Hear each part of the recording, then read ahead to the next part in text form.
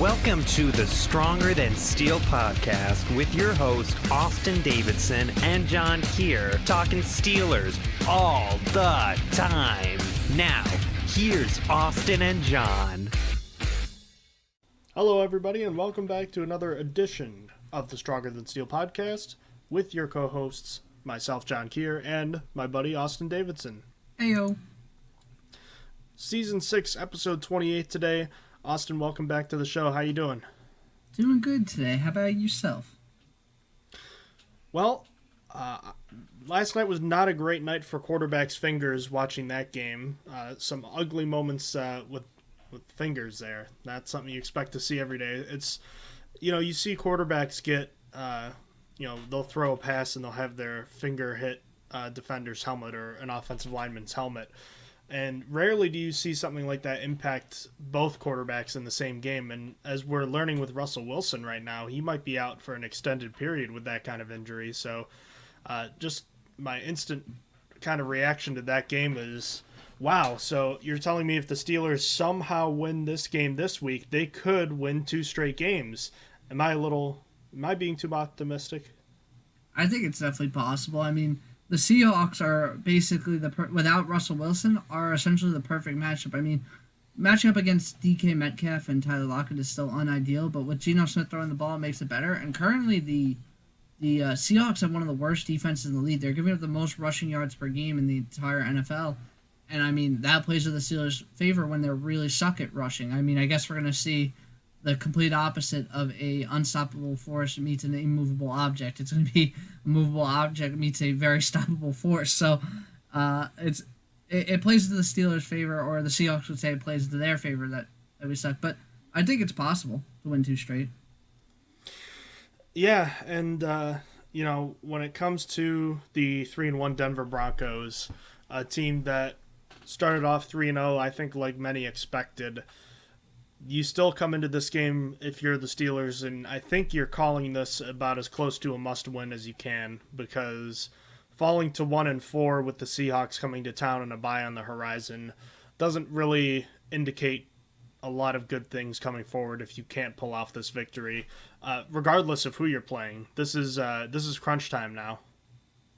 Yeah, it's definitely, if you're trying to make a move, if you're trying to commit to the season, you need to win at least this game and ideally the next 2 games to get you back into the AFC North hunt. I mean, Steelers are the only team that are two games back. They're alone at the bottom of the division by 2 games. And they don't even have the tiebreaker over Cincinnati because they obviously lost. So, they're 2.5 games back from the top. So, they have to get going and play catch up. Yeah, and, going into the year, this Broncos team, I still think the jury's kind of out on this team, but I think going into it, people thought this was a good roster, but was being managed with, kind of being buoyed and held back by not-so-great quarterback play. And we can get into the depth of the team itself, but going into this season, I think I had this team at 8 wins. I don't know where you thought this team was going to finish. I saw it as a good roster, but I didn't see them making the playoffs without a good, solid quarterback. Once they got Teddy Bridgewater, I thought a little bit higher of them. I was about on the 9-8 train. I thought that they were above average. I knew that they'd get better from last year because all they needed to do was not turn over the ball. I mean, Drew Lock led the league in interceptions without playing a full season, so that was tough on them. That makes it hard on the defense, and it appeared that the defense was worse because of that. I mean, you're always in short situations, you're going to look worse. And then also they were without Von Miller. Well, Von Miller's back. They're not throwing as many turnovers. They are doing better in that regard. They got Cameron Sutton back. I said Cameron. Cortland. Very close names. Cortland Sutton back, who was also not there last year. I mean, we got to see Cortland Sutton, but his season ended after our game, so yeah, I think the Broncos coming in were much improved. I thought they were going to get to 9 wins, and they could push 10. They're just in a really tough division. Yeah, and this was a team the Steelers beat in a pretty close 26-21 victory in Week 2 last season, so it's been over a year since these 2 teams have played. This team taking on more and more the identity of their head coach, Vic Fangio, And it should be an interesting game, which we'll get into momentarily. But first, why don't we kind of dive into a little bit of the history between these two teams. Obviously, longtime AFC foes. They've played in the playoffs 8 different times, with the Broncos holding the edge in the regular season and playoffs. And despite the fact that the Steelers have lost 20 of the 33 games played between these two teams, the Steelers have only been outscored by 13 total points in those games, which I thought was pretty interesting. You want to hit some news and notes and some injury report news before we get into the game itself? Yeah, sure. So I'll start with the injury report first. And starting with the Steelers, we have Cam Sutton with a groin, James Washington with a groin, Carlos Davis with a knee, and Rashad Coward with an ankle. They are all out. Chukwuma Okorafor carries no designation for this game, so he passed the concussion protocol and he's back. For the Broncos, Albert Okwuegbunam with a hamstring is out. Albert L. I used to be able to say his name. I learned it when I looked at him pre-draft, but I can't anymore, I guess. He is out. Teddy Bridgewater has a concussion and is questionable, but he's expected to play Sunday. It wasn't originally looking like that. It was originally looking like it was going to be Drew Lock. But there's a lot more optimism that Bridgewater's going to clear tomorrow on Saturday. Oh, and if not Saturday, he'll clear Sunday morning. So he is expected to play. And then another to watch is Cortland Sutton. He was added to the injury report on Friday as a limited participant with an ankle injury. They were already without sophomores Jerry Jeudy and KJ Hamler because they lost them due to injury earlier in the year. And I think Hamler's on season-ending IR. Jerry Jeudy is set to come back, but just not yet. Not in time for this game. So as for their wide receiver room, that would leave Tim Patrick, Kendall Hinton, quarterback legend, Deontay Spencer, who has injured himself, and David Moore as the receivers on the active roster.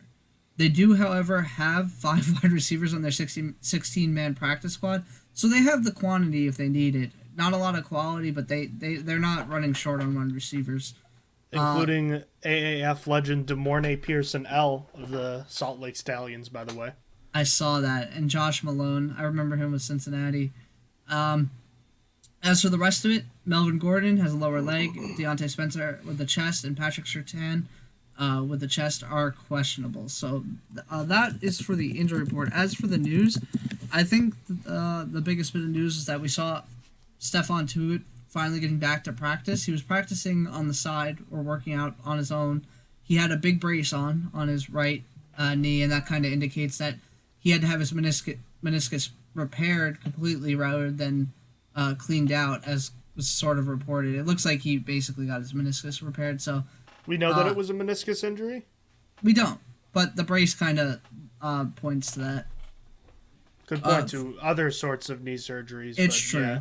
It could be a variety of things. So it's not guaranteed that it was a meniscus. But apart from that, it's just the first time we really saw anything from Tuitt this season, which was nice to see.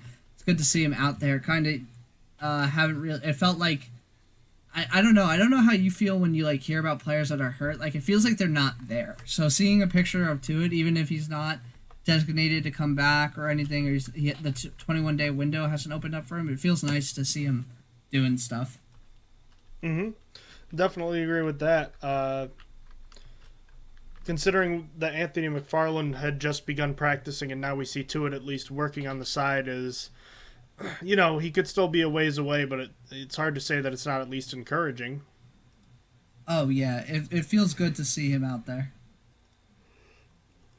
All right. And then as far as the Steelers injuries go, they're going to be without a starting cornerback, a depth receiver, and offensive and defensive lineman. Cam Sutton, I think, is the biggest name there because obviously that means James Pierre is going to have to play, and likely Akella Witherspoon gets activated once again to play on the outside. As far as the receivers go, with Chase Claypool back, James Washington being out isn't too big of a deal. And as we saw last week, Carlos Davis and Rashad Coward being out probably don't change anything. They were going to be likely on the inactive list anyways. What I'm interested to find out is what the Steelers end up doing at right tackle, because there's legitimately 3 different names that we could see starting this week at right tackle. There's, of course, Okorafor, who had started the first 3 games of the season before his concussion against the Bengals. Joe Haig, who started last week and played relatively well, all things considered, at right tackle. And, of course, Zach Banner, the incumbent starter from last season, who was on injured reserve to start this year. Offensive line coach Adrian Clem said that the job won't be handed to him, though. So, take from that whatever you will. I mean, I think that's kind of crazy, but, at the same time, I do kind of understand where he might be coming from, because Banner's only played 52, and if you include the preseason, 65 snaps since the season opener last year? Something like that. Not a lot at all. Not for Banner, anyway. So what do you think the Steelers are going to do, and what do you think they should do? This is a tough situation. Saturday will make it a little bit clearer, because we'll kind of learn if Zach Banner is going to be activated for this game. But it's still confusing even if that doesn't happen, because now we saw last week, and it's recency bias, but it looked like Haig was a better choice than Okorafor. And if you're a team trying to compete, Haig makes more sense, at least for now. I mean, it's a one-game thing. Okorafor looked like he was struggling a bit, so it's a tough call. But you could possibly switch around your line. I wouldn't personally do this, and you could possibly start Okorafor and Haig if Banner doesn't go. So that's also an option. I apologize about the dog, by the way. Sorry about that. But so now if Banner comes back, it just throws everything off. Because now they say that he doesn't just have the job. However, I don't believe that for a second. I feel like teams lie about that all the time and say, oh, yeah, like we're going to work him back slowly. And then they just throw him in there. It was just a facade. I think if Banner's back, it's going to be Banner at right tackle. Then left tackle, God knows. That's where Dan Moore has been. And that's where Chukwuma Okorafor was supposed to be. I can't see Haig starting at left tackle, that's for sure. That you could eliminate. He's not really a left tackle. He's just not that. Yeah, he's not that position. He could fit at right tackle, but not at left. I don't know what you do. I think you start, if they're both there, I think it's Banner on the right and Okorafor on the left. I think they bench Dan Moore because he was never supposed to start in the first place. So that is my guess. I have no idea if that's truly what they're going to do. I hope. I think that might be the best choice. I'm not sure. I feel like Okorafor could play better in the position that he practiced for all preseason and training camp. So it's a tough call. What do you see? What do you think, and what do you think they're going to do? What do you like, and what do you think they're going to do? Well, ideally, if Banner's ready to go, I'd be slotting him in at right tackle because he's supposed to be your starting right tackle, right? I mean, that doesn't seem too ridiculous to think. No. At left tackle, you already know what you have in Chukwuma Okorafor. Joe Haig isn't a left tackle. I'd stick with Dan Moore. You've already, you've thrown the baby in the pool, and he's not playing great, but he's at least treading water. So I let him stay in there, and I let him try to figure things out. I deactivate Joe Haig for the purposes of the compensatory pick that we can. You want to fill those in on what the whole deal is with him for those who might not know what the deal is with Joe Haig? So the problem with Joe Haig is there is something preventing. It's outside of his football play that would make you want to bench him, and that's that he's in the compensatory formula. The NFL did away with the compensatory formula of cutting a player to gain back a comp pick.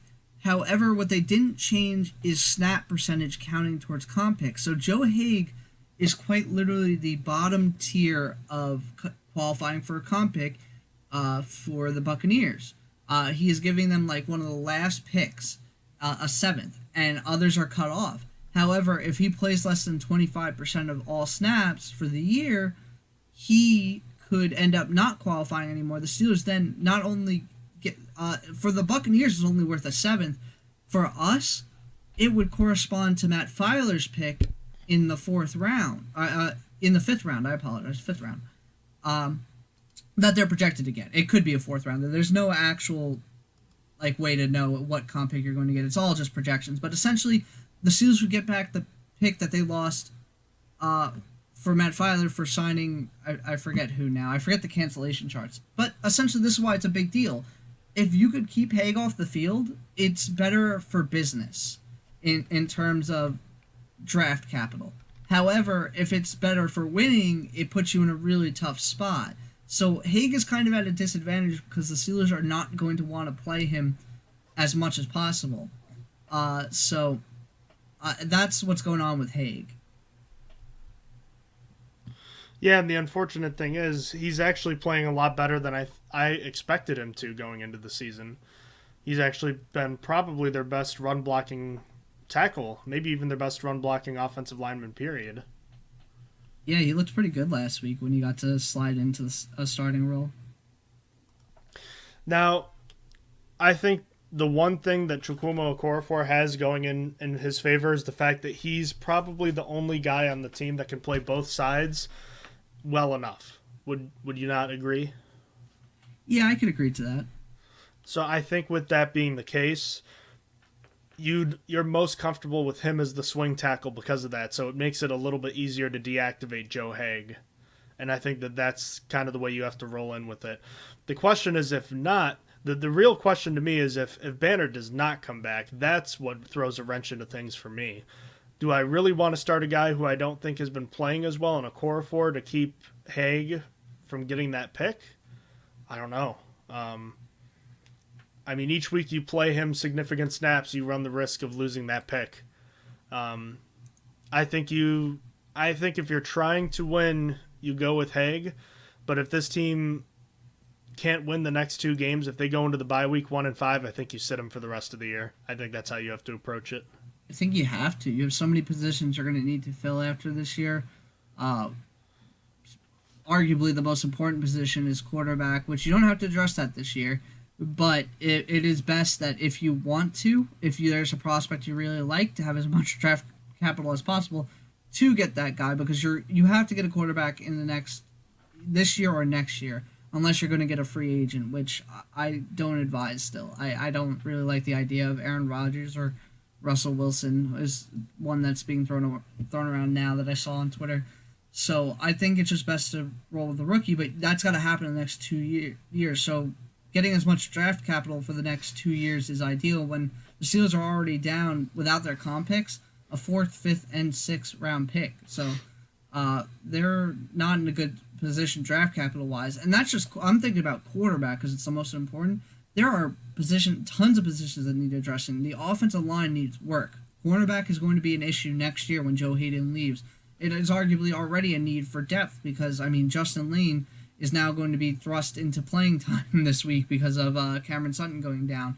That sucks. That's not good. I know he was a 3rd round pick, so that was an investment into it, but it's just like you need more there. So Steelers have that. Steelers are only going to have one tight end on the roster next year. They're not going to have Ebron anymore. So that puts them in a tough position as well. That might be a position that needs depth. And when you're already missing the 4th, 5th, and 6th rounds before comp picks, that puts you in a bad position. Real quickly, why don't we touch on the whole trading situation, because we texted a little bit about this over the last couple days. If the Steelers lose the next 2 games and go into their bye week, the trade deadline is November 2nd. So the Steelers play on the 10th and the 17th, and then they also play. So they'll play 3 more games before their next bye. So they could be 1-5 or 1-6 at that point. I think if you enter the bye at 1-5, I think you have to look into potentially selling. I know that's not what this team is programmed to do, and I don't think it's what they're going to do.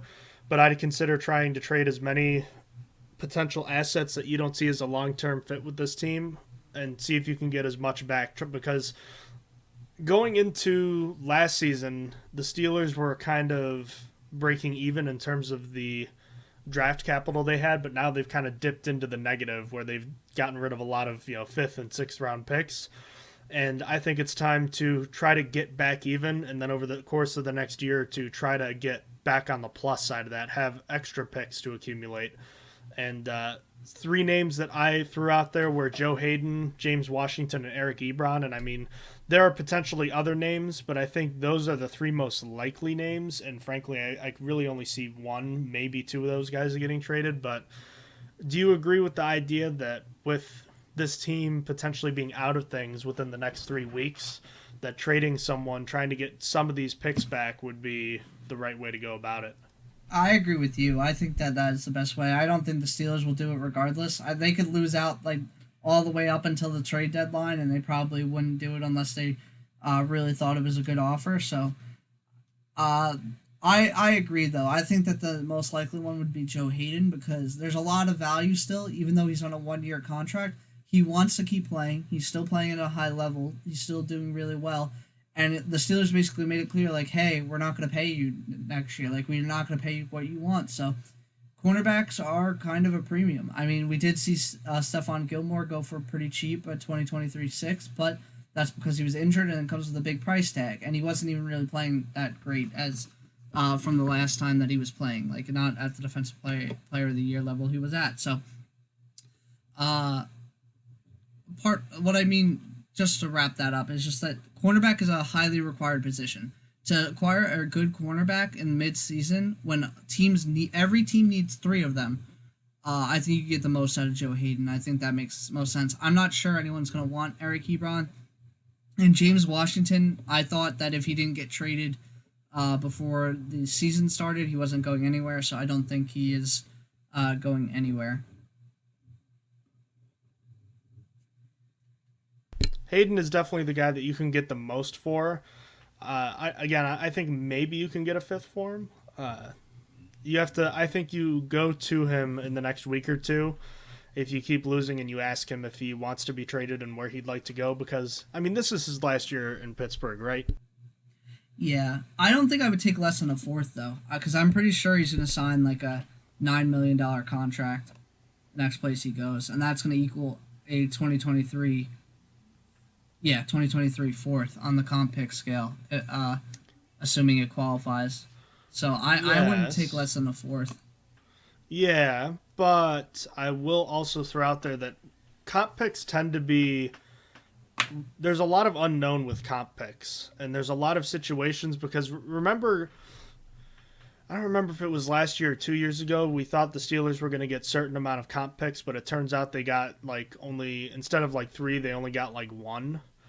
So I guess my question to you, and from a sort of philosophical standpoint, is would you rather have maybe a 4th round pick or definitely a 5th round pick? I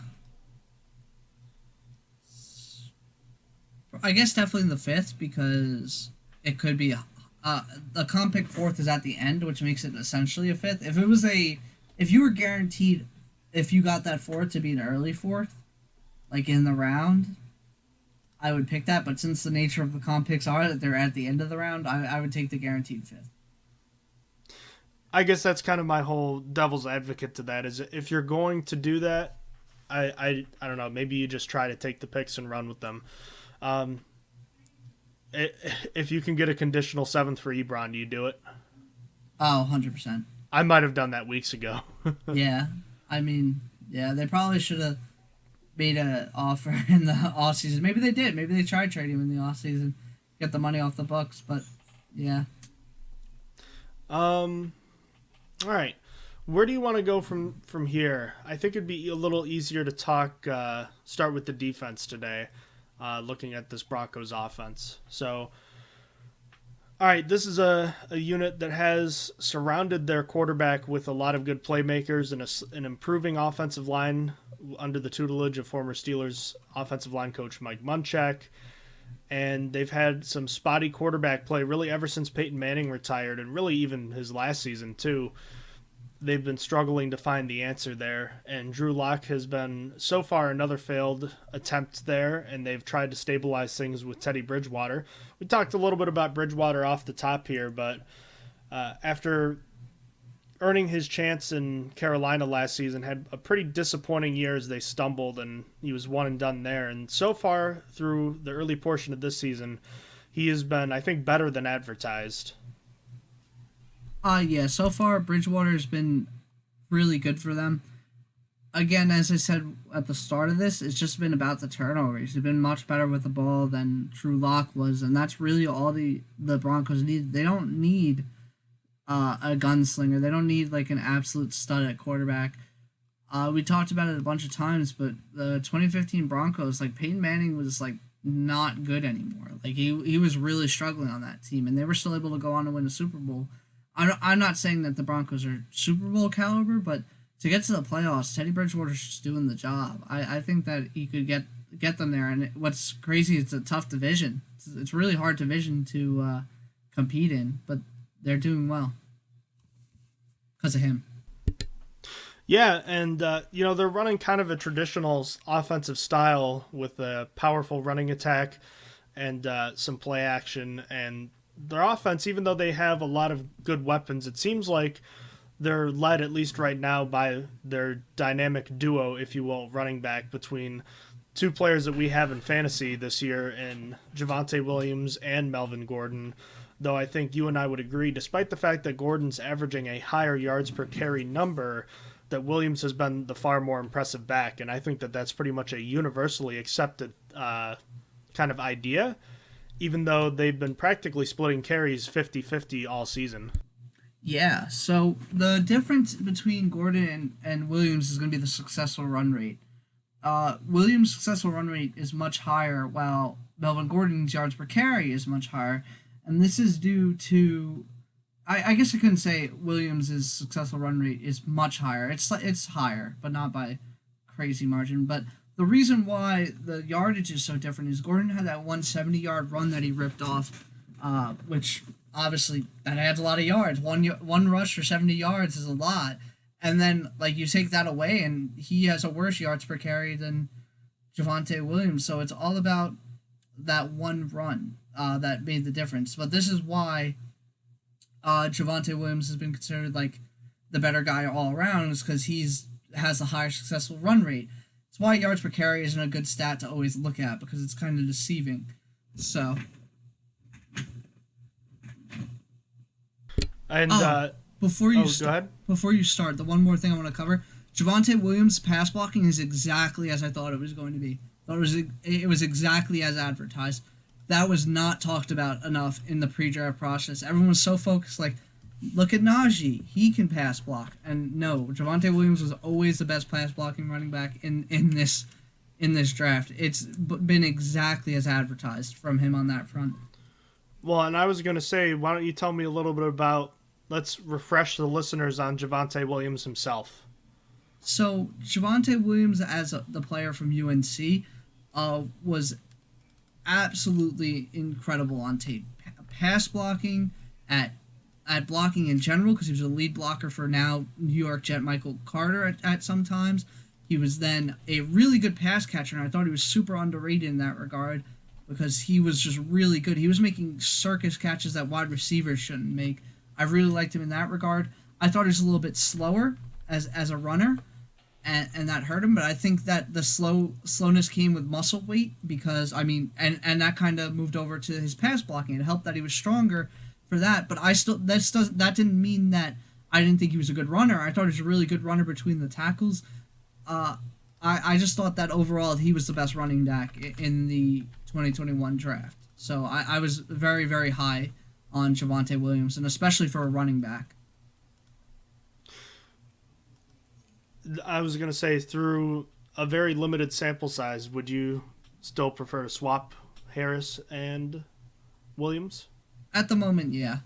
Still. I think that Javontay Williams, for his pass blocking alone, that would be a massive upgrade, because Najee's exactly as high as I viewed him that way. It's like, everyone's so sold on Najee's pass blocking, but it's like, it left a lot to be desired. And, like, you see that. Like, he does okay at times, and he does good at times. But, like, he also has been getting destroyed at times. Like, it's not there all the way yet. So I would make that change still.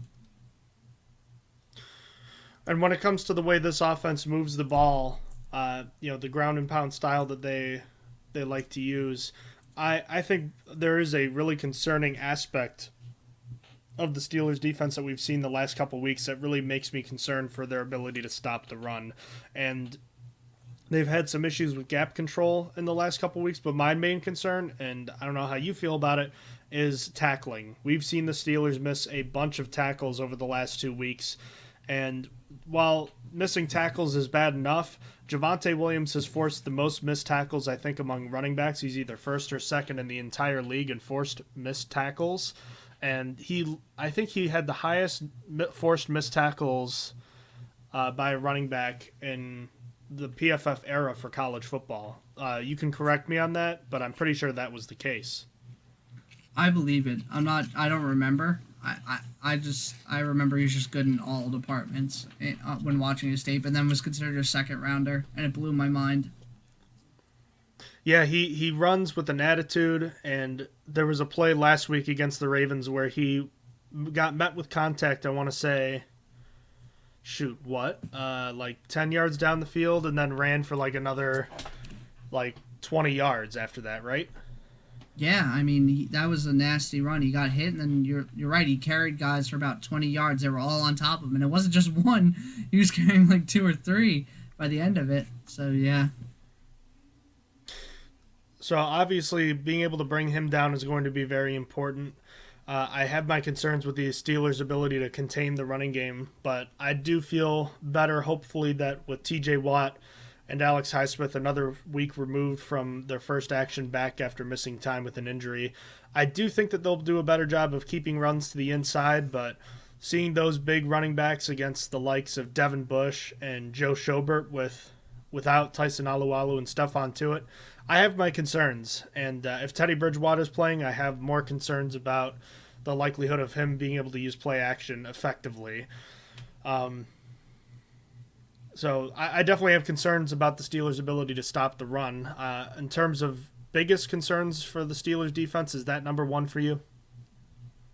I definitely think so. I mean, it's kind of scary. Like you said, the defensive line isn't where it's like supposed to be, where we predicted it would be in the season. Like you said, it's Isaiah Buggs and not Stephon Tuitt. It's Chris Wormley out there instead. So it's tough, and I mean, with their rushing attack, they have a 1-2 punch.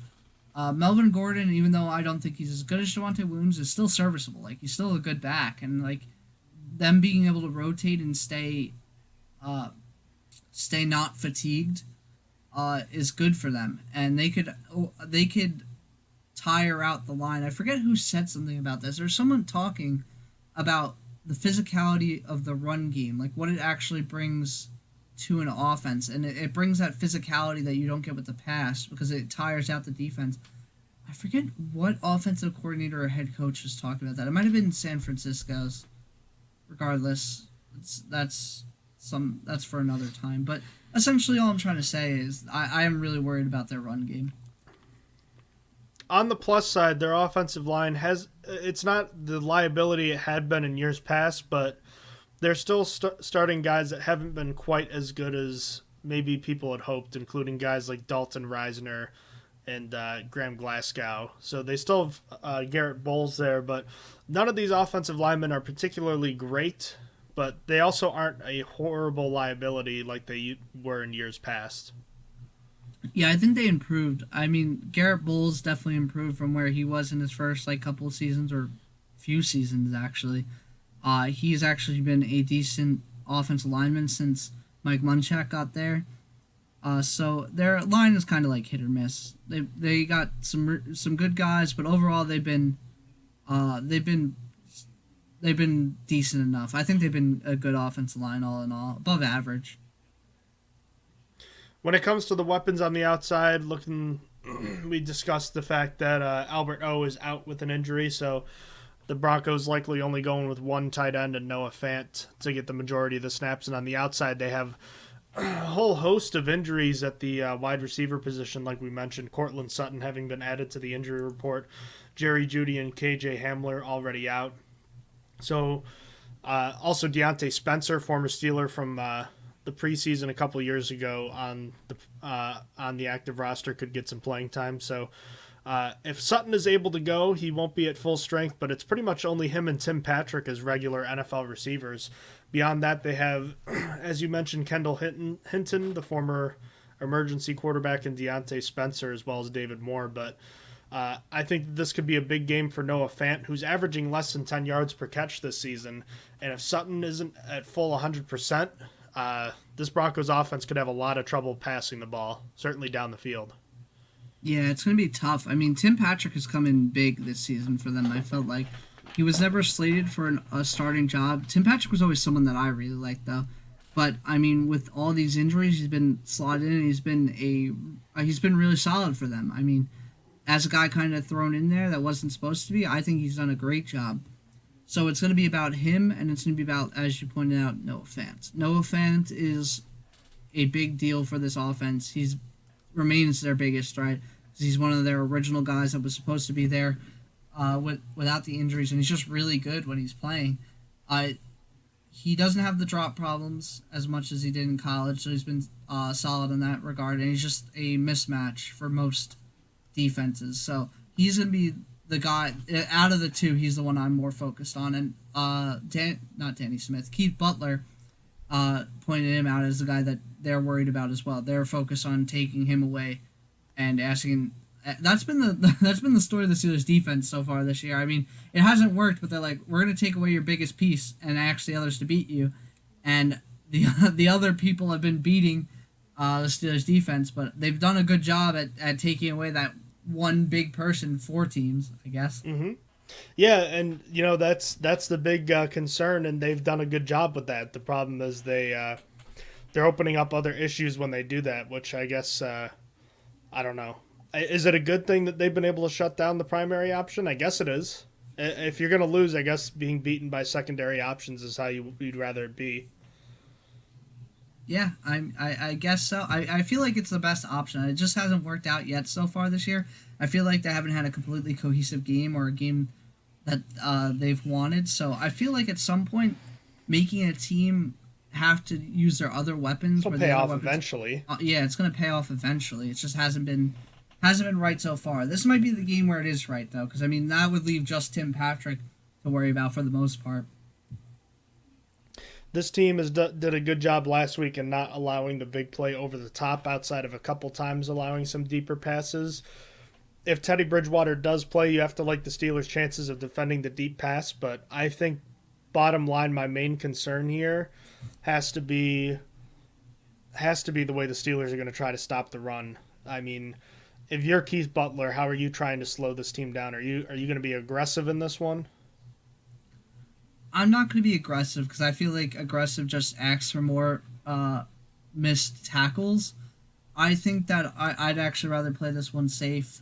I'm not run blitzing in this one. I'd rather bet on them being able to cover the holes afterward.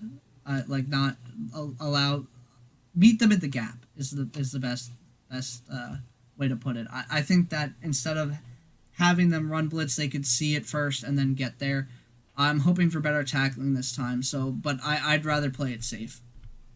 So you're gonna crowd the line of scrimmage but not blitz. Mm-hmm.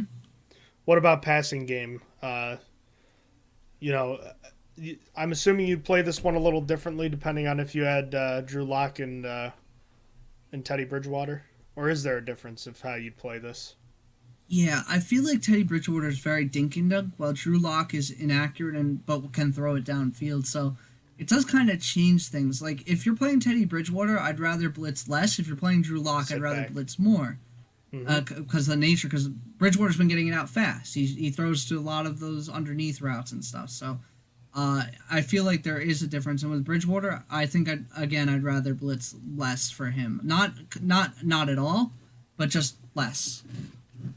Let him paper cut you to death, whereas Drew Lock, you want to come after him. So I agree with how you look into that. This should be a good week to get some turnovers. I know Teddy Bridgewater hasn't turned it over a ton, but with so many options for this team in terms of offensive weaponry being sidelined, I feel like if the Steelers can slow down the running game, they'll have a good chance to make some big plays.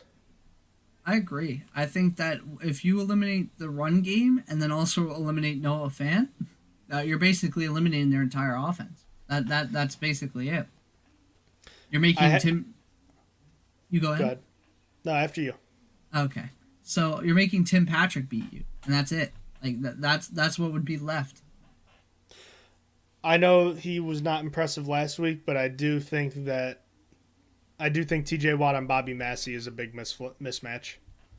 Yeah, I think that, again, I was confident after last week that TJ Watt would have a better week going forward. I really don't think he was ready for that game, but he just really wanted to be there. And I felt like he looked a little bit hampered. I think after this week, now he's gotten a little bit more time to rest. I think he's going to have a better showing. Bottom line, if this defense is giving up double explosive plays and touchdowns, and if they're giving up more than, I think, 20 points in this one, it has to be seen as another massive failure. Yeah, I'm basically at the same spot. I have 23 points, but I mean, even more than 23 points is a lot of points. So, you know what? I'll call it 22. 22 is a good number. It's either 3 touchdowns is your max, and if they get 20 points, they can't kick another field goal. So I'll set at 22. So I'm pretty close there. And yeah, explosive plays, limiting them there. That is the biggest deal you can have, basically. I hope they do better in that regard. I don't have a number for explosive plays, but I want to see them do good at limiting those. Well, they gave up 6 last week, so how about 3 this week? Yeah, half sounds good. And they shouldn't home run you to death. Just make sure you bring the running backs down and tackle, and do your best to try to keep them off schedule on first down. I think this is the best. I think the best matchup for the Steelers defense realistically since the Raiders game, which didn't end up coming to fruition due to injuries, but I think that this should be the best game for the defense since week 1. It should be, yeah. I mean, on paper, it looks like that, so I hope that the paper reflects how the game actually goes. Now, offensively, what is the paper saying? The paper says this is not good. The paper says, be scared, run. Now, let me offer some light to this. Denver's I believe Denver's top 5 in rushing defense and yards per carry. Allow me to poke some holes in those statistics. I took the liberty during the beginning of this podcast, because I'm awesome, of charting all of the Denver Broncos opponents' running back runs this year, and I separated them via successful runs. And outside of the season opener against the New York Giants, every team has had a 53.8 or more or higher successful run rate from their running backs against the Denver Broncos. Now, overall, they have a 53.23 successful run rate against them. And coming off of last week's 73+% successful run rate from Najee Harris, I think that the Steelers should actually have a better job trying to run the ball in this game, despite the fact that the raw numbers do not look good when it comes to this Broncos defense. And I think a lot of that has to do with the fact that they have been up early in games and teams have abandoned the run. So I think that's a big part of it. That is fair. I mean, the Jets don't have the scariest rushing attack. Their offensive line sucks, just like ours. And, I mean, they don't The Jaguars, too. Yeah, and Jets don't even have a running back. So, I mean, it's Michael Carter and Ty Johnson maybe a little bit and Tevin Coleman, but that's not a very great rush attack. And then when they're down 26-0, they're not doing that at all. So they weren't putting up any points. So there's totally hope. I'm just still scared of Von Miller because he's still playing really well. It looks like he's come back from an injury at a high level still, so that is scary. Without Bradley Chubb, that's good. That makes me feel a little bit better, but not perfectly still. I still like what they have. Like I'm a fan of A.J. Johnson. I think he's played really well. This year he's not been a tackle machine like he has been in the past years so far, but I think that he's pretty good in the front seven, so I still think they have some scary defensive pieces, and Justin Simmons is a really good safety.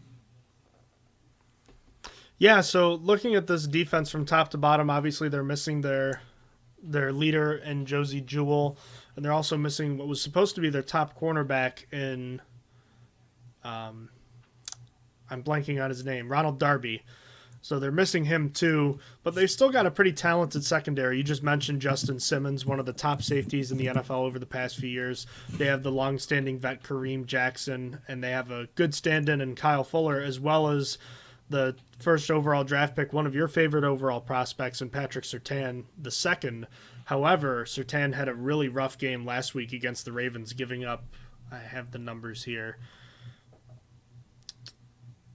He gave up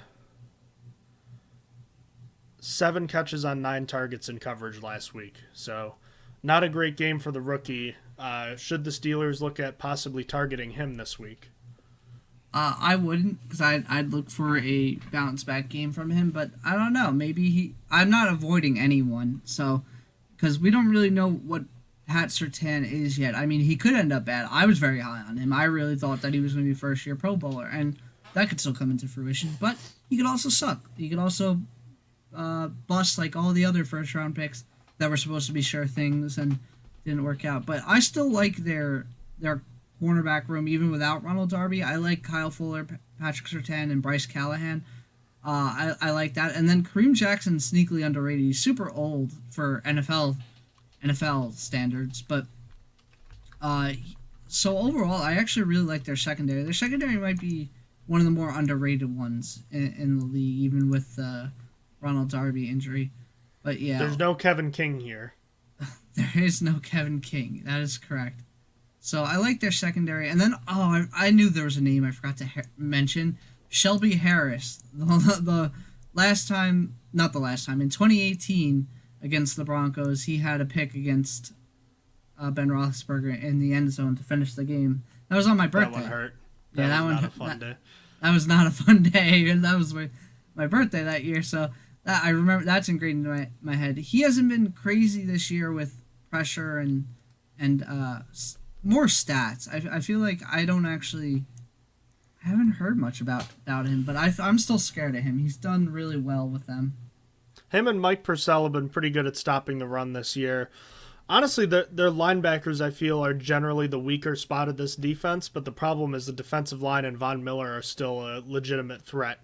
So, I don't know. I don't like the idea of running. I don't like the idea of testing this defensive back group more than I have to, but when it comes to running the ball, even though they've done a good job in terms of raw stats, I think I still try to take the chance and run up the middle against these guys, try to make these linebackers make plays. Yeah, like I said, Alexander Johnson hasn't been the tackling machine he had been. So that opens up the possibility for them to do better. And I don't, like you said, their linebackers as a whole are kind of like their weak spot, even if as long as you discount Von Miller. So that might be the best spot to attack. I don't really like their defensive line in terms of what our offense can do against them. I don't like their secondary in terms of what our offense can do against them. The spot to attack is those inside linebackers, I'm thinking. I agree with you. Yep. Try to get up the middle. I think the more you run to the boundary, specifically Von Miller, I don't think that's you're going to have necessarily a good time, unless if you're trying to double team him, and I don't know, you could waste a lot of downs trying to double team and run his way. I wouldn't try to be too concerned with that. When it comes to the pass game, though, I liked some things that we saw from the Steelers. Honestly, when it comes to the pass game last week, up until the fourth quarter, I felt like we saw some really good things from the passing game had Ben Roethlisberger been able to hit some more throws. But there were more open receivers last week than I remember at all this season last week. And the RPO game was working really well. So even though James Washington, who is one of the primary RPO receivers, is out, I think this could be a potentially bigger game for Chase Claypool on the outside. And I think that Ben Roethlisberger could connect with him on some RPOs. And if you get him in the open field, I think that's a much more dangerous proposition for the defense than James Washington. Yeah, I think Chase Claypool is definitely more worrying for defenses than James Washington. He's just kind of he's athletically gifted and tall and scary in that regard, where James Washington isn't. He doesn't get as much separation as James Washington. Actually, it might be the same. They're about the same, but yeah. A year ago in this game, he did 84-yard touchdown. Yeah, so I'm hoping for Ben to show something. I'm really scared for this. By like the second quarter of last game, I was essentially asking for Mason Rudolph to be in, and by the third quarter, I definitely was. So, I gotta hope for better things than what I saw last week. I'm not exactly confident in that, but it's hard to get much worse than that. The much worse than that is to be doing that and then throwing 3 picks at the same time. So it can get worse, but I'm hoping for a slight improvement and not much worse. Now, there were, like we said, there were more open receivers last week. Ben had open throws for the first time what felt like all season, but just didn't hit them. I know it depends on what happens with the single high or double high safeties. I think that this could work. This could actually be a game where you'd want to target the middle of the field. Am I insane? I always want to target the middle of the field, but we just haven't been able to. I think it makes sense to. I think it's just the best. It's your best option, but it's just like the Steelers can't. They did it. They were finally able to get a completion last week at the end of the game to James Washington, and that was it. Like that was all. That was a first completion over the middle, over 15 yards, all year. So I would like to see it for sure. I went back. Go ahead. I said, will they do it? Probably not. I went back and looked at the preseason game against the Lions, and Ben's second touchdown to Pat Freiermuth against the Lions was, if you include the end zone yards and the air zone, or end zone yards and the stat for air yards, he would have thrown a pass, I think, 14 yards into the end zone over the middle for a touchdown. Close, but no cigar. It happened. Like, I know I think for me it's more than 10 plus yards down the field. It was there. Oh, Can we see more of it? 10 yards. That's definitely possible. I honestly would like to, but what I'm more worried about is just getting the short stuff completed. If the short stuff's completed, that's giving you your best chance at winning the game. You got to be as accurate as possible on what you're doing, because the Steelers are likely not going to target the middle of the field more. That's true. I guess with the way this game's looking like it's going to come out, rather than try to be aggressive and push the ball more, I say just try to not make mistakes, I guess. Understand the identity of this team, lean on the defense, and hope that they actually do their jobs. And just don't kill yourself. They didn't kill themselves with penalties last week, I don't feel, but they killed themselves with missed opportunities. So just like you said, hit those, run the ball successfully, stay in manageable situations. Don't turn the ball over. They were able to do part of that last week. If they can do a couple more of those, I think they can run the ball a lot better in this game than they have most of this year. Do you hope to see more under center stuff this week? Maybe more play action. We haven't gotten to see much motion this week or recently because the Steelers have been behind a lot. Are you trying to take the ball to start this game, or do you want to defer? I frankly would rather defer. I'd rather defer as well. I'd rather set the tone on defense where I feel a little bit stronger about what could happen. And I echo your sentiment on relying on the defense for this game. I have high hopes for the defense to keep the offense in this game where they're not going to have to put up that many points. At least I'm hoping. Oh, of course.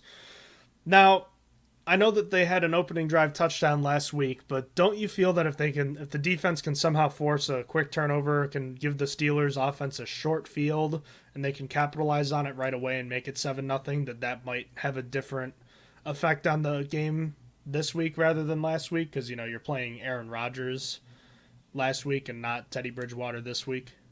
Yeah, that would be cool if they could establish that. I don't know if it affects them much more, though, because they were able to quick score on the Packers without the turnover last week, and it didn't really last for very long, but I'd still approve of it. I think that would be a great defensive. I think it would affect the Broncos more than help the Steelers. Like that's a confidence killer if you're throwing a pick on like the first drive and causing a short field for our offense. Any other thoughts regarding the offense in this game? Win the penalty battle and win the turnover battle, and you're going to win the game. Mm-hmm. It's been, if you win both, you're guaranteed to win. How many explosive plays should we hope for this team? 3? My bar is low, so I'll do 3 as well. Yeah, 3 or 2. I'll go with 4. I want to see them eclipse 4. I want Najee to have 1, and at least 1. But I think that I still need to see more growth from this offense, and I haven't given up hope yet, although that's probably foolhardy.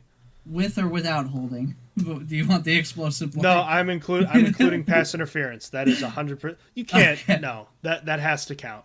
All right. Okay. That's fair. They're back at home. They'll get one of those calls. Fair. Hey, that deep pass to Deontay down the right side that looked like a lot like that opening drive touchdown. Do you remember the one? It was a third down where it looked like Johnson's arm had been pulled.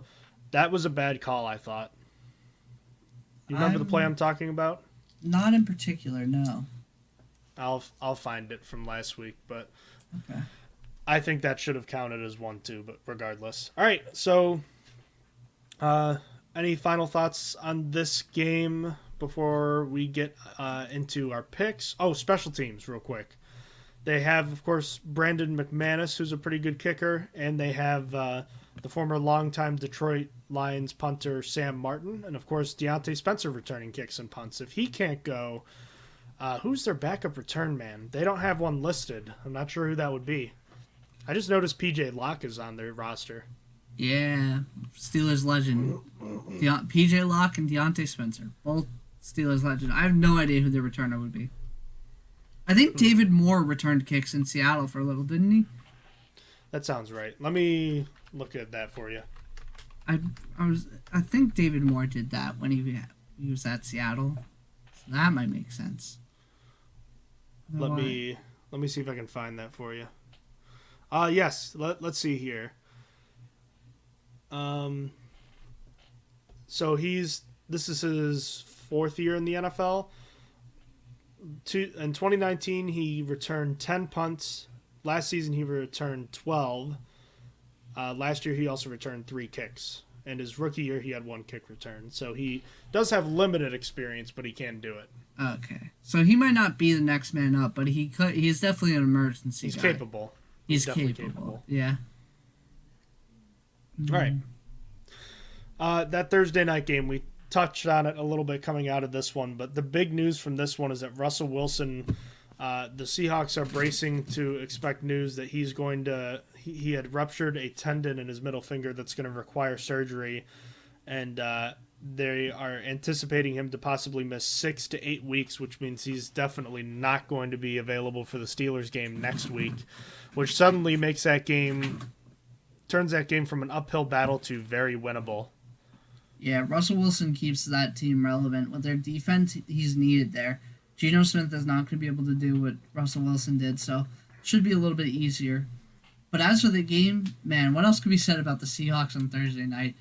That game, the NFC West matchups are always weird, and then on top of it, the Seahawks on Thursday night is another beast. I mean, you had Russell Wilson breaking his finger, Geno Smith almost leading a comeback against the Rams. You had a double punt. Steelers legend Jameer Jones blocked a punt, but not really because Michael Dixon was able to kick it again on the same past the line of scrimmage. Yeah, controversial. But who cares?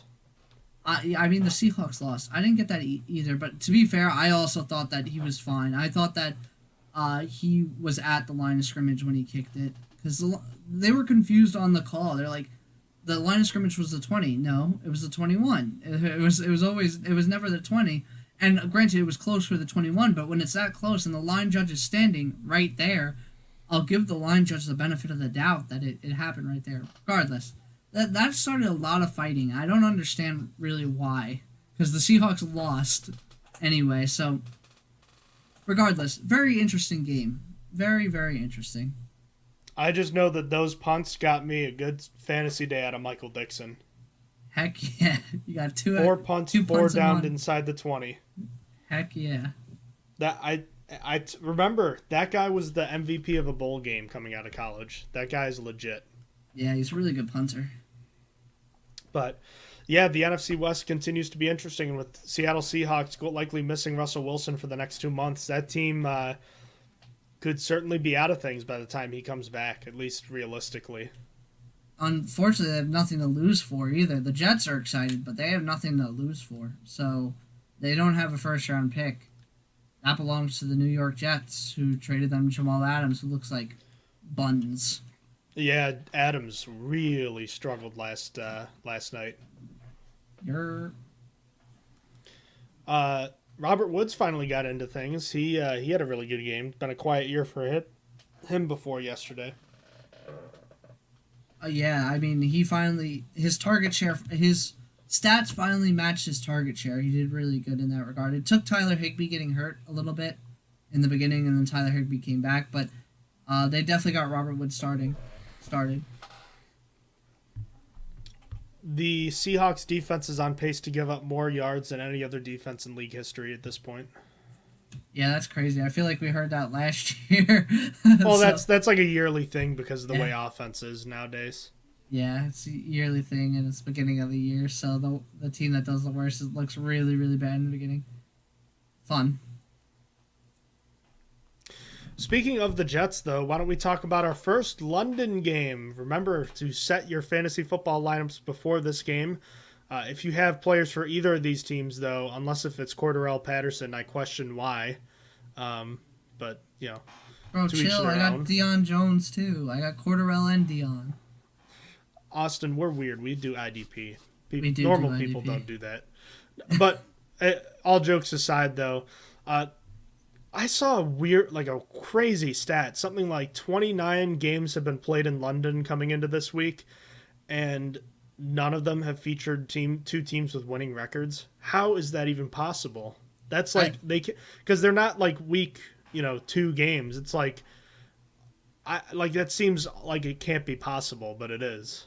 I think it's because they always have the Jaguars come over. Like, it's always been, this one's not the Jaguars, but they had the Jaguars come over like 3 years in a row for their game. 1 year was with Baltimore. Another year, I want to say it was with the Eagles. Just not good choices. And then another year it was us in Minnesota. So yeah, that was that loss is what dropped the Steelers to 0-4. So yikes! I'm trying to look. I'm London games. I'm seeing the Giants were there the year they won the Super Bowl, but I remember the Dolphins were 1-15 that year. Chargers and Saints. The Chargers were 8-8 that year. Patriots, Buccaneers, Broncos, 49ers. I'm just looking down the line here. Wow. Jacksonville played there. I remember they were playing there. So Jacksonville played there their first time in 2013. They then played there in 2014, 2015, 2016. That's what I'm saying. They always said the Jaguars, and they were always buns. 2017. Besides 2016. They were good in 2017. Oh, yeah, I had the wrong name. I remember that game because that was a game that they crushed Baltimore, and I never saw that coming. 44-7. I had that reversed in my memory. I had Baltimore crushing them. I had that completely wrong in my memory. No, that was the year the Jaguars were pretty good. I remember because that was the worst beatdown of the Flacco era at the time. But the Jaguars played there in 2018 and 2019, and obviously not last year, but they're set to play there. In fact, there's only one other London game there, and it's next week. It's Miami and Jacksonville. Both losing records, baby. Let's go. Yep. And London still watches it. They're like, we will take any football. Thank you. Isn't that wild? They really love it over there. That they'll watch anything. They'll go to it. Say they did. Have there been any game? Oh, here we go. Mexico City. I was kind of curious about that. That Rams Kansas City game was nuts. Was supposed to be. It was supposed to be there, but it wasn't. Remember, the field was. I forgot that the field was messed up from like a concert the week before or something, right? Mm-hmm. Oh, that would have been wild. The league said no, and then that turned into like the craziest high-scoring Monday night game of all time. Yeah, that was like what, 56, 53? 54, 51. Ah, close. Nutty. But the Chiefs, so there's only been 3 games in Mexico City. The Raiders have been a part of 2 of them. The Texans, Raiders, Patriots, Chiefs, and Chargers. And obviously the Chiefs and Rams were supposed to play. How about that? When are the Steelers going to get an Ireland game, bro? I'm waiting for this. I think a Mexico game's coming before that. It's true. The Steelers always wanted an Ireland game, though, because the Roonies. Yeah. but I don't think they have enough. Yeah, I don't think they have enough fans over there. Smaller place. Well, regardless, it feels weird that I think there's been as many as 4 games in London before, but there's only 2 this year, and this is one of them. So back to the game, though. The Jets, they got their first win with Zach Wilson last week. They've got a pretty bad defense in the Falcons on the other side, but the Falcons were able to get things going against the Giants. Was that last week or 2 weeks ago? 2 weeks ago, because Giants beat the Saints last week. That's right. So the Falcons do have a win. They're going to be without Calvin Ridley, though, so they are favored by 2.5 in the neutral site location game. As is tradition, I'm picking against them, regardless of what's going on, but I think this should actually be a pretty entertaining game between 2 pretty bad teams. Yeah, I mean, they're pretty evenly matched. The Jets showed that when you take away a team's 2 of their top 3 weapons, they can win. So it took overtime, but they did it. And the Falcons, as you pointed out, are without Calvin Ridley. Their wide receiver situation is a little bit tough. They have Taji Sharp currently in a starting role, and breakout player. Yeah, you see, this is his time. He's gonna throw up 200 yards this game. But the Jets have had a sneaky good defense as well. I feel like they're probably gonna pull it out, but I'm still gonna pick the Falcons to cover just to be different. I feel like if Cordarrelle Patterson can continue what he's doing, the Falcons are going to have a shot. And if there's a day for Kyle Pitts to break out, it's this one. It is. He likely won't have a chance as good as this to have a big game. Typically, tight ends in their first year don't have big games, but he was taken extremely high. So I feel like his expectations were a little bit higher. So you are taking the Falcons? Falcons cover. Yep. Okay. Back to the States, and now at normal 1 o'clock time, the Packers are traveling to Paul Brown Stadium to take on the Bengals. Green Bay's only getting a field goal on the road here. The Bengals at 3-1. Can they keep it going?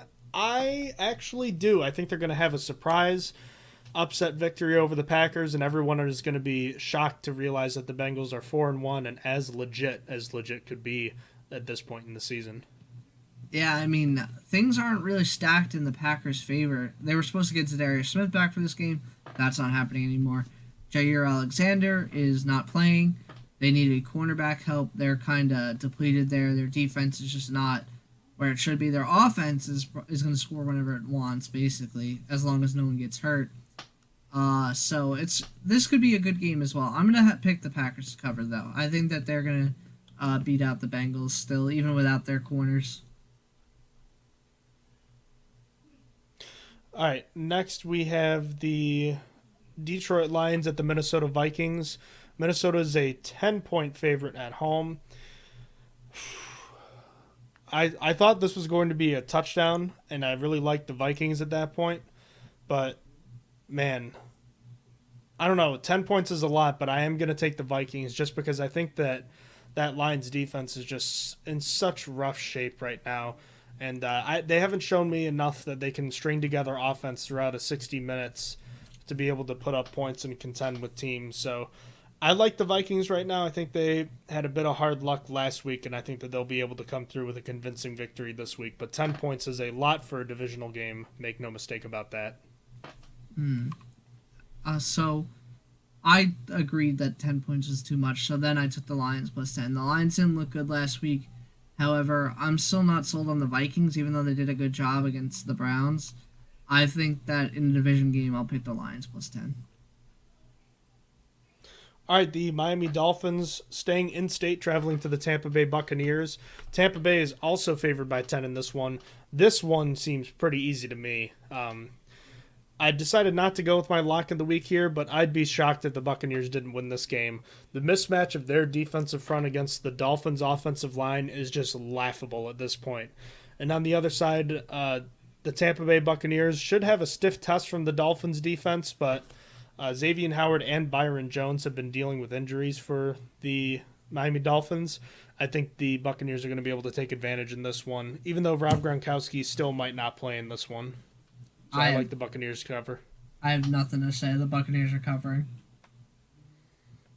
Saints at the Washington football team. The Saints are 2.5-point favorites on the road, so this is almost a pick 'em in terms of if they were on a neutral site. I'll take Washington. I still don't know what to make of the Saints. I have a hard time reading them right now, so I think that water will find its level with Washington, who's had a kind of a rough start to the season. I'll pick the Saints to cover, even though they've ruined my Giants going winless prediction. Philadelphia Eagles at the Carolina Panthers. No longer undefeated Carolina is a field goal favorite at home. I'll take that all day. The Eagles are certainly more competitive than I thought, but the Panthers, I think, should have no problems winning this game by 3 or more points.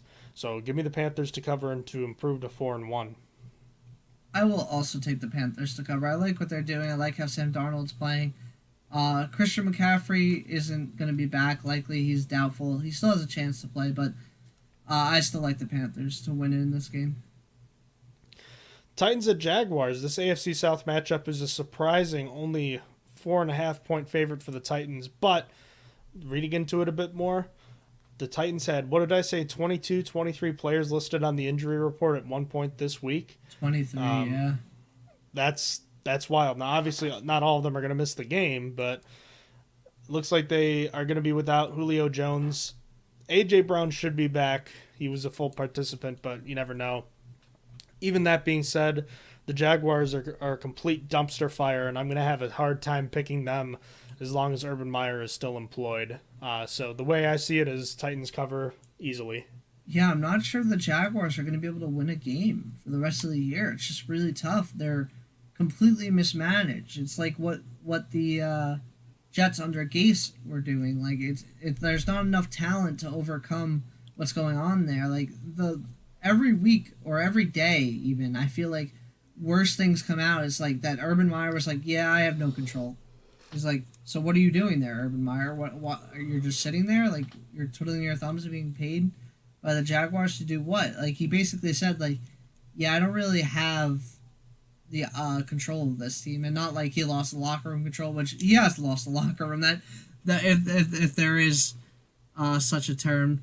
But, like, he just, like, he's told that his power has been, like, delegated, and he admitted that. And it's just, like, why don't they just fire him?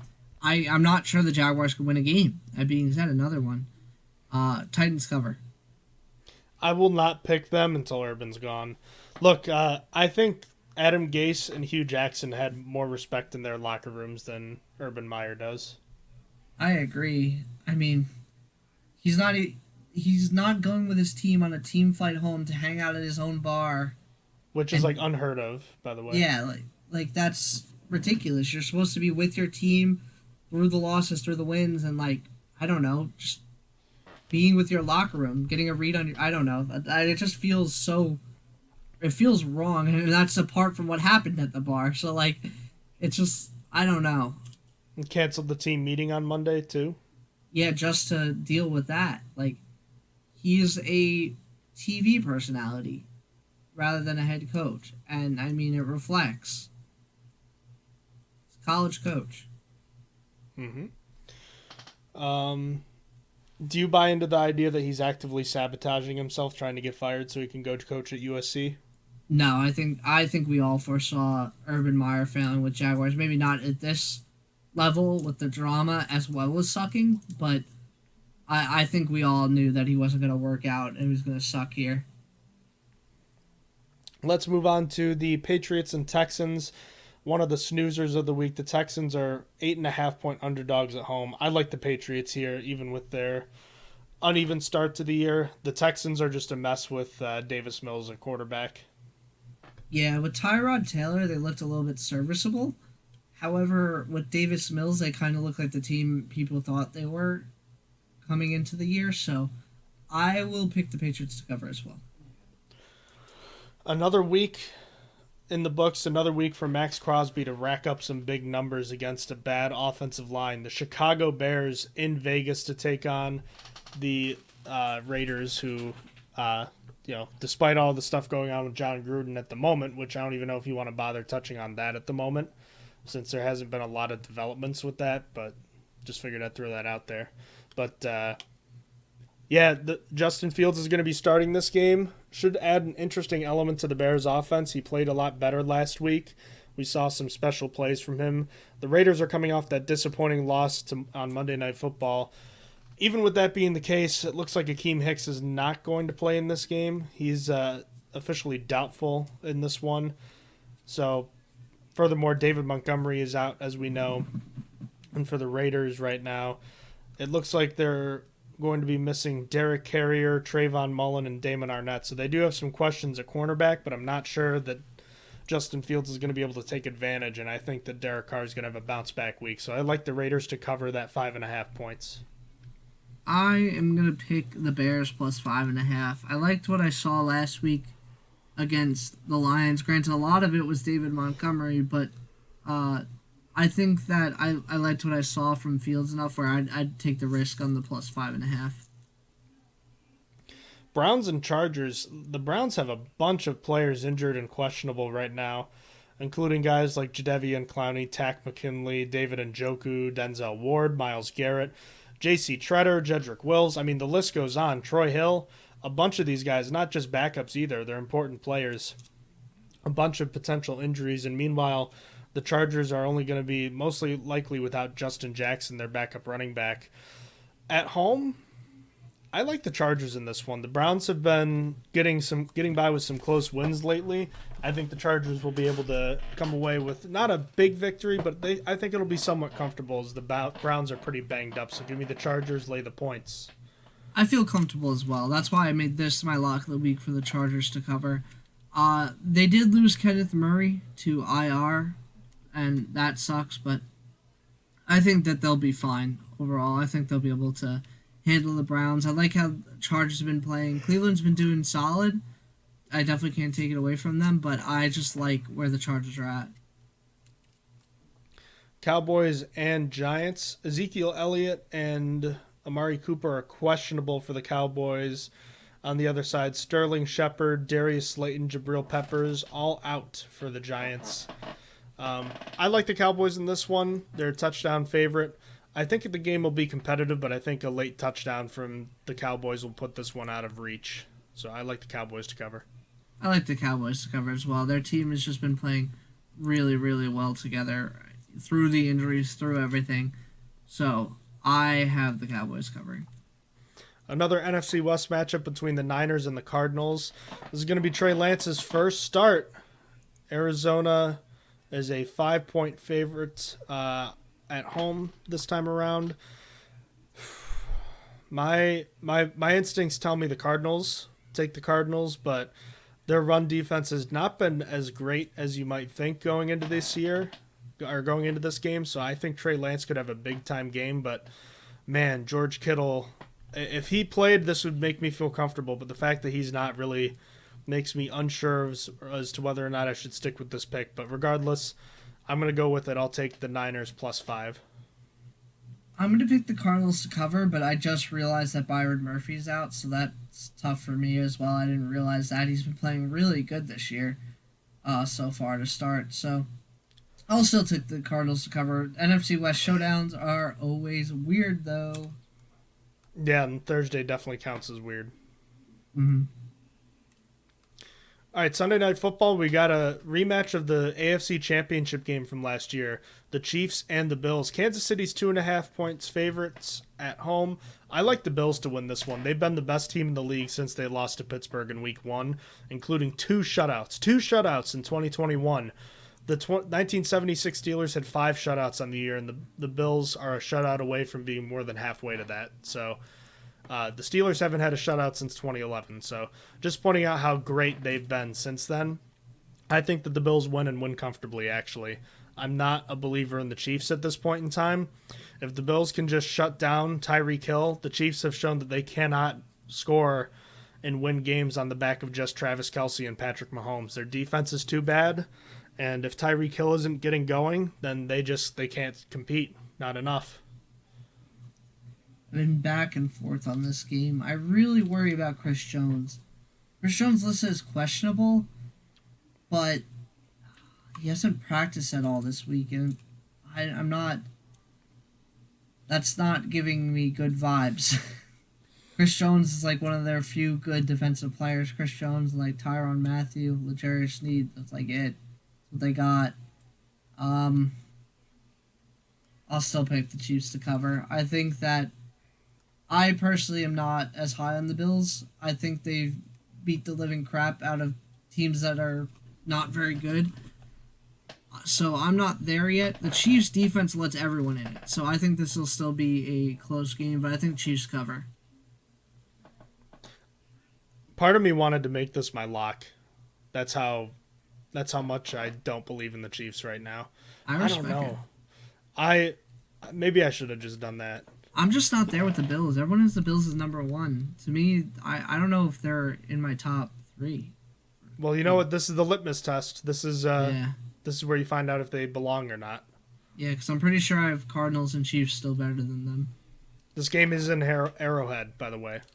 Yeah. The Chiefs won there by what, like 18 over in the playoff game last year? Something like that. A lot. They did control that one, but I digress. Monday Night Football, the Indianapolis Colts at the Baltimore Ravens. The Ravens -7. I took the Ravens. This is my lock of the week in a heartbeat, just because even though I wanted to take the Bills, the Ravens here, the Colts winning against the Dolphins did not sell me at all that they are going to be a good team and that they'd be able to potentially string together some wins here. The Ravens are rolling. They have a swagger about them again. Even with all their injuries, I like them in this one. For me, I also have Baltimore covering. I just don't really like where the Colts are at. They just don't look like a very good team at all. All right, let's bring it all the way back to Steelers and Broncos. Let's have a little bit of a final discussion about this game. When it comes to Steelers offense versus Broncos defense, we talked about the strength that the Broncos have in the defensive secondary.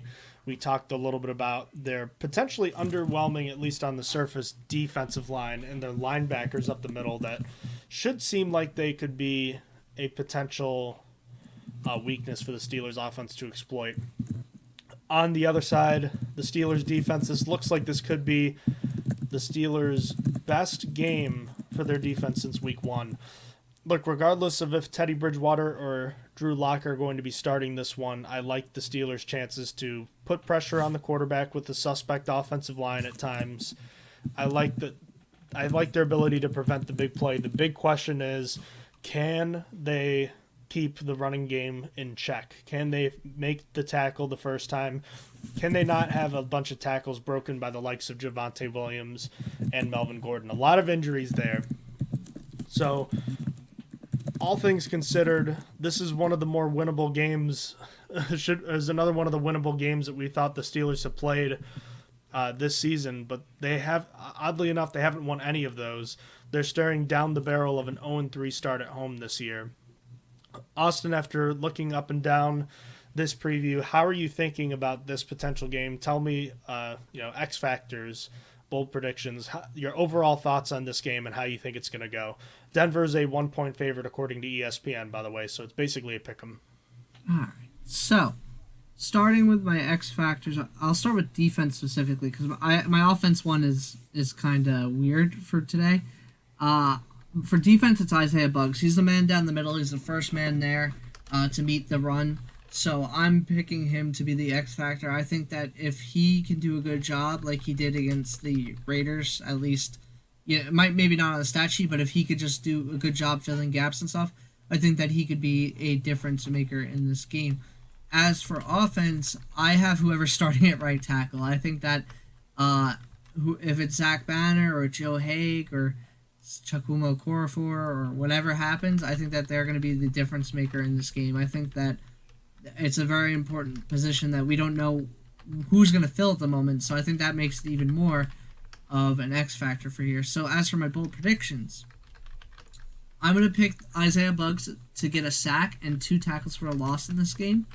It'd probably be his biggest game to date. Then only 2 pressures are allowed by the Steelers' offensive line this entire game, which is very seemingly unattainable. I feel like that's a pretty bold prediction there. And then as for my final score, I have the Steelers winning. I do have them back on the win column, 14-10. and that is the Steelers +1 since Denver is favored by 1. Give me all your stuff. All right. Well, the number one guy I'm looking at offensively is Pat Freiermuth. Over the last few weeks, we've seen Pat Freiermuth eat into a lot of Eric Ebron snaps. And a lot of people have asked, should the Steelers feature Pat Freiermuth in the offense a little more? And with James Washington out, and with the Steelers having success in the RPO game, I expect the Steelers to, or I would expect or hope the Steelers should target Pat Freiermuth a little bit more, get him a little more involved in the middle of the field. And I know that that's like an area that the Steelers passing game just doesn't go. But I think you might have some opportunities to go at the middle of the field with a guy like Freiermuth up the seam a couple times. I like his matchup against these linebackers, and I think it could be a big game for him.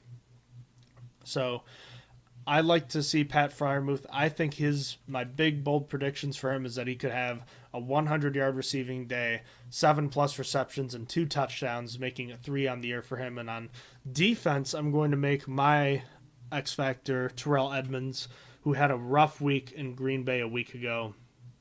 This looks like it could be more his kind of game, even though you probably thought last week could have been a guy who's better in run defense, not having to diagnose as much, running against a probably simpler offense than the Green Bay Packers, have a guy that can reel in the ball carrier and not have tackles missed. And last year had the game-ending sack against the Broncos to end the game. I like Terrell Edmunds to have 2 sacks and his second interception of the year. Top to bottom, this is shaping up to be another potential win for the Steelers, but that hasn't meant much this year. The Steelers have lost those games that they quote-unquote should have won.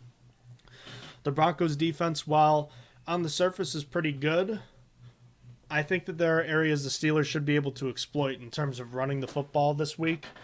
I think they should be able to have a somewhat successful day running the football. And I think that offensively, if they finally understand their identity, they keep from turning the ball over, keep it to just 1 turnover in this game or less. And you should have the penalty advantage being at home. I think the offense can produce just enough to be able to get the win in this one. Defensively, this is the best matchup I've liked for the Steelers since their Week 2 game against the Las Vegas Raiders, which of course was derailed by injuries. I think the Steelers should be able to get relatively good pressure early and often in this one. My main concern is the run defense, but if you can rally to the ball, which I'm sure was a point of emphasis this week, I think the Steelers should have a better job playing the run in this one. But of course, getting pressure on Bridgewater or Drew Lock will make the difference in this one. A year ago, I believe they had 7 sacks against the Broncos. Can they at least produce 4 in this one? I think time will tell. How that goes will tell a lot about the way this game will go. At the end of the day, I like the Steelers to win a low-scoring game, 20-14, so I'll take the Steelers +1.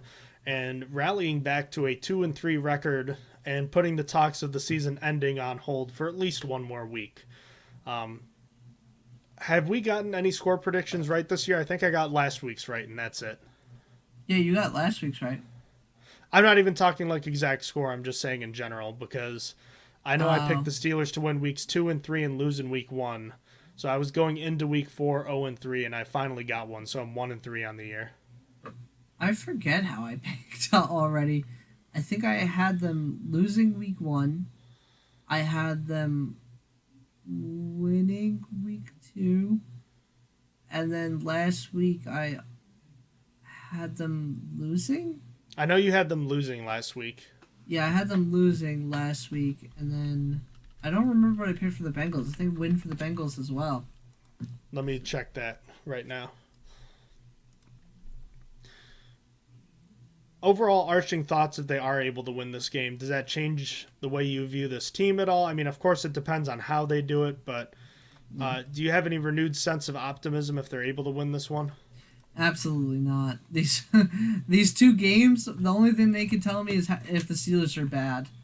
Like, so you view it like the preseason almost. Literally, like all I'm going to find out is if the Steelers lose these next 2 games, is if they're bad. Like even if they win these 2 games, even if they win them convincingly, if somehow put up 30 points to 10, I'm like, okay, now let's see it against a team that actually has a starting quarterback and a little bit more than that. The Broncos will actually have their starting quarterback, at least it looks, so at least that's going for them. But they have none of their wide receivers, it's looking like, because Cameron, I did it again. Cortland Sutton doesn't look like he's going to be playing. I mean, he just got hurt on Friday, so there's a lower chance that he plays. And then we already talked about Seattle. It's just like, without Russell Wilson, they're not there. Their defense is historically bad at the moment, so I'm not going to learn anything other than if the Steelers are bad. I'm looking at our bold predictions too. So we both got Buffalo wrong. We both got the Raiders game right. We both had the Raiders +6. Mm-hmm. We both had the Bengals right. We had Bengals +3. And we both had the Packers game right. So we actually are doing pretty well this year so far. Yeah, in terms of the spread, for sure. Bold predictions, not quite so good. No, not great. I was wrong about Cole Beasley in week 1. Did Ben Roethlisberger throw 45 passes in week 1? I do not think so. So both of those were wrong. Dan Moore pancaked someone, but he didn't lead to a 25-yard run. James Pierre, you said the pass rush will be bad in this game. That did not happen. Classic. Steelers 100-yard rushing performance. Trey Norwood pick 6. 10 plus 140 yards for Deontay Johnson, no drops. 3 sacks. Melvin Ingram, no. Are we 0-4 on the year with bold predictions? Pat Freiermuth, 2 touchdowns. He did get 1 in that game.